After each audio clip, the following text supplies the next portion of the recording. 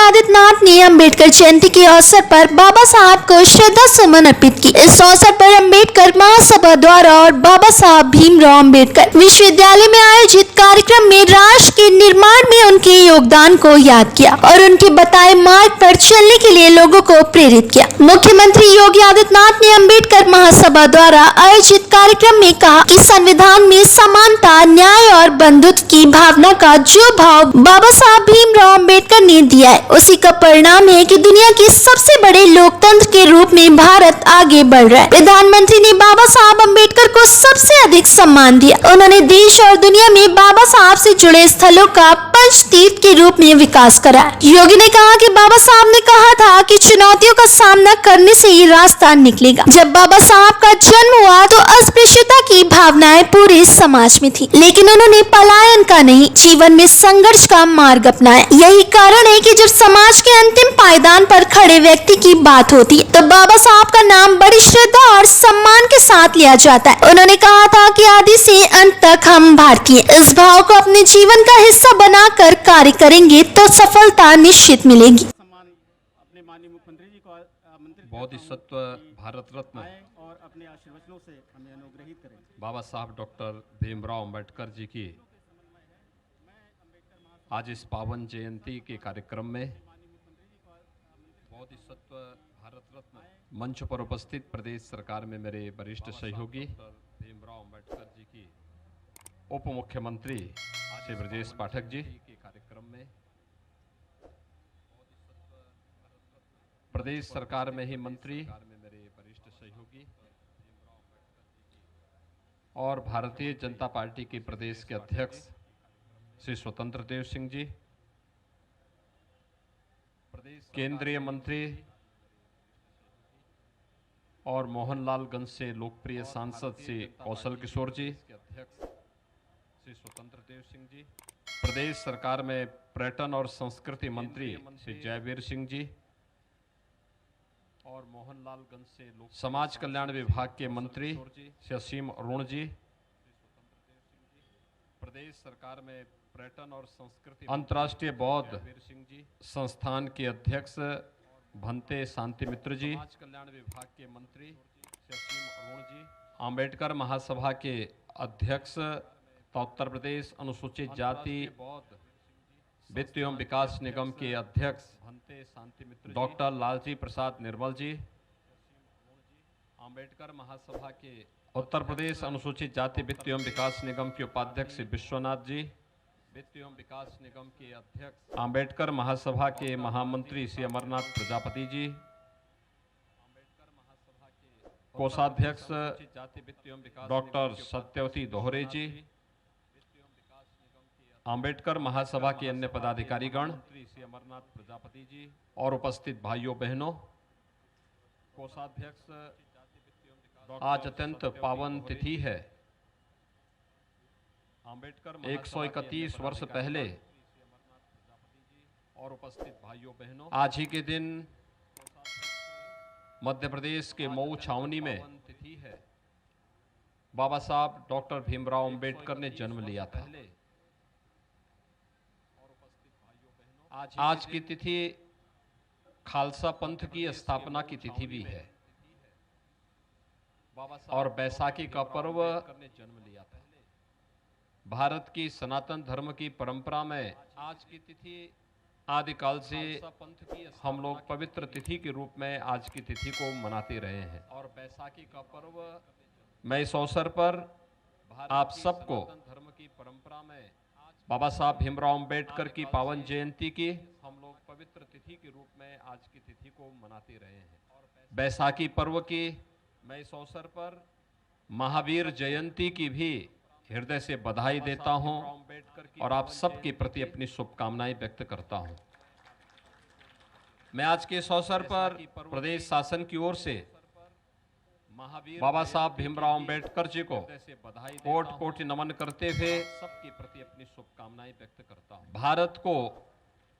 एक स्वतंत्र भारत को कैसा भारत बनना चाहिए, इस प्रकार की दिग्दर्शिका के रूप में भारत के संविधान को प्रदान करने वाले बाबा साहब भीमराव अंबेडकर जी को स्वतंत्र भारत को कैसा प्रदेशवासियों की ओर से विनम्र श्रद्धांजलि भी अर्पित करता हूं। दिग्दर्शिका के रूप में भारत भाइयों बहनों को प्रदान करने हम सब इस बारे में जानते हैं बाबा साहब भीमराव अंबेडकर जी को कि भारत के प्रदेश संविधान में विनम्र श्रद्धांजलि भी अर्पित करता हूं। समानता भाइयों बहनों न्याय बारे में जानते हैं और बंधुत्व की भावना का संविधान में जो भाव डॉक्टर भीमराव अंबेडकर जी ने भारत के नागरिकों को दिया है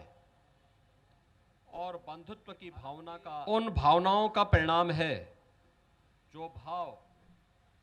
डॉक्टर भीमराव अंबेडकर जी दुनिया के अंदर सबसे बड़े लोकतंत्र के रूप में आज भी भारत उन भावनाओं का दुनिया के लिए न केवल एक आश्चर्य बना हुआ है बल्कि सबसे एक नई प्रेरणा के साथ आगे बढ़ रहा है। आज भी हम सब आभारी हैं प्रधानमंत्री मोदी जी के जिन्होंने बाबा साहब भीमराव अंबेडकर जी को सर्वाधिक सम्मान दिया। आगे बढ़ रहा है बाबा साहब भीमराव अंबेडकर की पंच तीर्थों की स्थापना मऊ छावनी मध्य प्रदेश में, अंबेडकर जी को दीक्षा भूमि नागपुर में सम्मान दिया, चैत्य भूमि मुंबई में अंबेडकर की पंच तीर्थों की स्थापना शिक्षा और जहां उन्होंने वकालत प्रारंभ की थी इंग्लैंड के उस भवन को लेकर के और जहां महापरिनिर्वाण लिया था दिल्ली के उस भवन को भी जहां उनके एक भव्य स्मारक के रूप में भीमराव अंबेडकर सांस्कृतिक केंद्र के रूप अंतर्राष्ट्रीय सांस्कृतिक केंद्र के रूप में उसे विकसित करके लिया था। दिल्ली पंचतीर्थ के रूप में बाबा साहब भीमराव अंबेडकर को सम्मान देने का कार्य किया है। यह वर्तमान और भावी पीढ़ी के लिए एक नई प्रेरणा है, एक नया प्रकाश भी है। पंचतीर्थ के रूप में आदरणीय प्रधानमंत्री जी से प्रेरणा प्राप्त करते हुए सरकार ने अनेक कदम उठाए हैं। पीढ़ी के लिए खास तौर पर जो चर्चा यहां पर चली, आजादी के बाद पहली बार यह एहसास हुआ कि हर गरीब और हर वंचित को उसके सिर को ढकने के लिए आवास की आवश्यकता है और अगर वह स्वयं उस प्रकार की स्थिति में नहीं है तो उसे यह सुविधा सरकार स्वयं उपलब्ध करवाने का कार्य करेगी और आज उसे यह सुविधा उपलब्ध करवाने का कार्य सरकार के स्तर पर प्रारंभ हुआ है। उत्तर प्रदेश के अंदर 43 लाख से अधिक गरीबों को एक एक आवास प्रधानमंत्री आवास योजना और मुख्यमंत्री आवास योजना में उपलब्ध होना ये बाबा साहब भीमराव अंबेडकर के ही सपने को साकार करने जैसा है। हर गरीब के पास अपना शौचालय हो बिना भेदभाव के। आज 2,61,00,000 से अधिक गरीब परिवारों को एक एक शौचालय उपलब्ध हो जाना ये बाबा साहब भीमराव अंबेडकर के उस सपने को जिसमें स्वच्छता का आग्रह तो है ही लेकिन साथ साथ नारी गरिमा की सुरक्षा की भी इसमें पूरी व्यवस्था की गई है और उसका प्रतिनिधित्व करता है। हर घर में बिजली जले, शिक्षा के नए नए केंद्र स्थापित होना, अनुसूचित जाति जनजाति के नागरिकों के लिए विशेष प्रावधान करते उन्हें जीवन के प्रत्येक क्षेत्र में आगे बढ़ने के लिए हर घर में एक नया मंच देने के साथ ही उन सभी गरीबों और वंचितों को जिनके आवास कहीं पर बने थे नागरिकों के लिए विशेष प्रावधान लेकिन उसका पट्टा किन्हीं कारणों से उन्हें उपलब्ध नहीं हो पाया था। उन्हें उजाड़ना नहीं बल्कि उनको बसाने की व्यवस्था वहीं पर हो, उन्हें आवासीय पट्टा वहां पर प्राप्त हो, इसकी व्यवस्था आज सरकार जिस रूप में प्रारंभ की है यह प्रधानमंत्री मोदी जी की प्रेरणा से बाबा साहब भीमराव अंबेडकर के सपने को साकार करने की एक मुहिम का ही हिस्सा है और उसी के तहत आज हम सब आपके बीच में आए हैं। भाइयों बहनों, हम सबको याद रखना होगा बाबा साहब भीमराव अंबेडकर ने एक बात कही थी और वो बात उन्होंने कही थी कि अगर जीवन में और उसी के आगे बढ़ना है तो चुनौतियों से भागना नहीं बल्कि उसका सामना करने से ही हम उस समस्या का समाधान का रास्ता भी निकाल पाएंगे। याद करिए आज तो काफी परिवर्तन हुआ है, समाज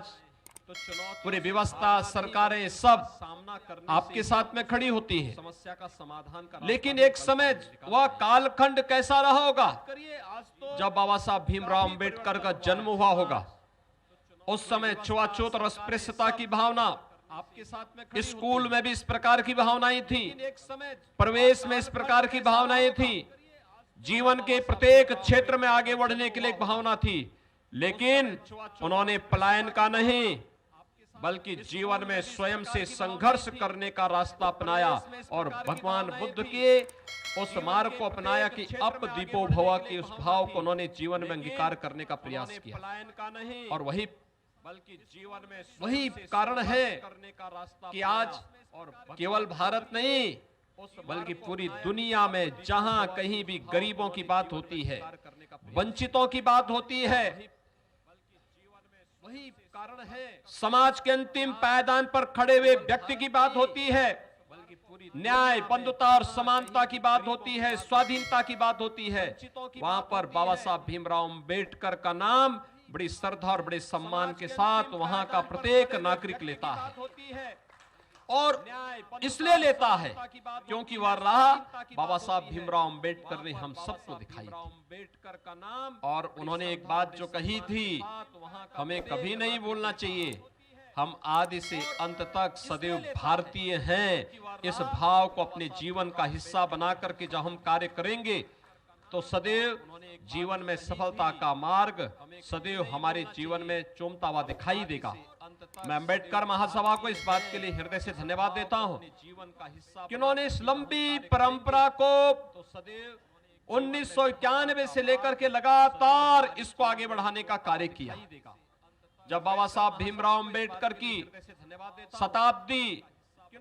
वर्ष जन्म जयंती का शताब्दी वर्ष पूरा देश मना रहा था, तब लखनऊ में डॉक्टर अंबेडकर महासभा इस आयोजन के साथ जुड़ करके इस कार्यक्रम को आगे बढ़ाने का कार्य किया। और आज इन्हीं के प्रयासों का परिणाम है उत्तर प्रदेश सरकार लखनऊ में बाबा साहब भीमराव अंबेडकर का एक भव्य स्मारक और सांस्कृतिक केंद्र की स्थापना के कार्यक्रम को तेजी के साथ आगे बढ़ाने का कार्य कर रही है। मेरा विश्वास है कि अगला कार्यक्रम जब हम लोग यहाँ पर आयोजित करेंगे तो वह कार्यक्रम उसी केंद्र में स्थापित होगा जहां पर अपना ऑडिटोरियम होगा, जहां पर बाबा साहब भीमराव अंबेडकर पर शोध करने के लिए हमारे युवाओं के लिए स्कॉलरशिप की व्यवस्था होगी, जहां पर बाबा साहब भीमराव अंबेडकर ने अपने समय में सबसे बड़ा पुस्तकालय स्थापित किया था, जिसमें वहां पर 50,000 से अधिक पुस्तकें मौजूद थी। जहां पर इस प्रकार का पुस्तकालय होगा जिस पुस्तकालय के माध्यम से हम वर्तमान पीढ़ी को और भावी पीढ़ी के लिए एक नई प्रेरणा और प्रकाश के लिए बाबा साहब भीमराव अंबेडकर जैसे महान व्यक्तित्व को उनके सामने रख करके उन्हें आगे बढ़ने के लिए प्रेरित कर पाएंगे। आज के इस अवसर पर मैं एक बार फिर से अंबेडकर महासभा को उनके द्वारा सम विषम परिस्थितियों में जूझते हुए, कार्य करते हुए, आगे बढ़ते हुए जिस प्रकार के प्रयास किए जा रहे हैं, इसके लिए उन्हें हृदय से धन्यवाद देता हूं। और मैं उन्हें आश्वस्त करता हूं कि सरकार बाबा साहब भीमराव अंबेडकर के सपने को साकार करने के लिए पूरी प्रतिबद्धता के साथ कार्य करेगी। उन्हें हर प्रकार से उन्हें सम्मान देने और उनकी भावनाओं के अनुरूप उत्तर प्रदेश में एक भेदभाव से रहित एक समता, बंधुता और समानता की स्थापना के लिए पूरी प्रतिबद्धता के साथ कार्य करते हुए हम लोग मिल करके